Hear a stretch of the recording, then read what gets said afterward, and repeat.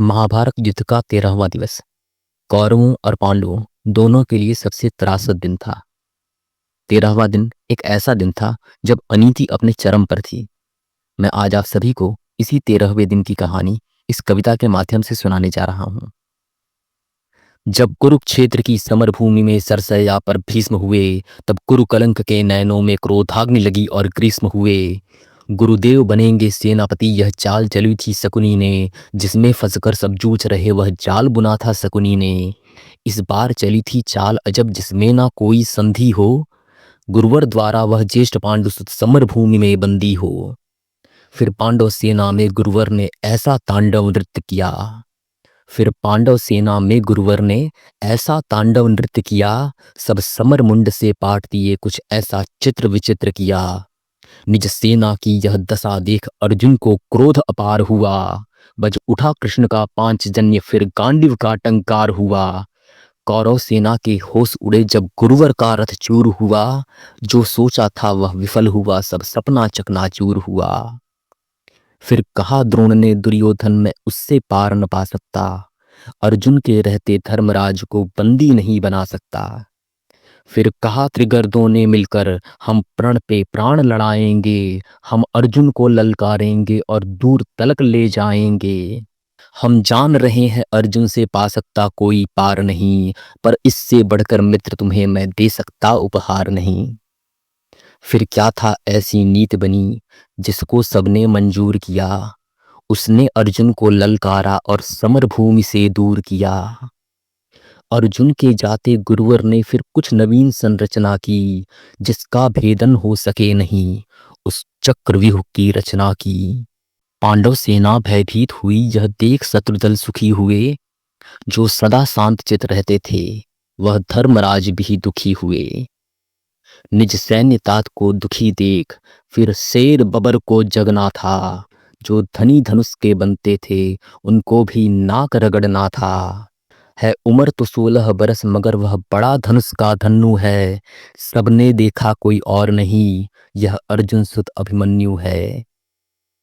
मैं इसका भेदन कर दूंगा, यह भेद गर्भ में सुना हुआ, ज्येष्ठ पिताजी चिंता दूर करो, यह सुन साहस 100 गुना हुआ।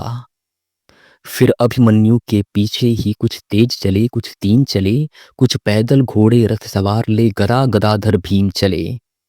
अभिमन्यु को न रोक सका, वह द्वार तीसरे पार हुए, पर आज द्वार पर जयद्रथ था, चारों भाई लाचार हुए।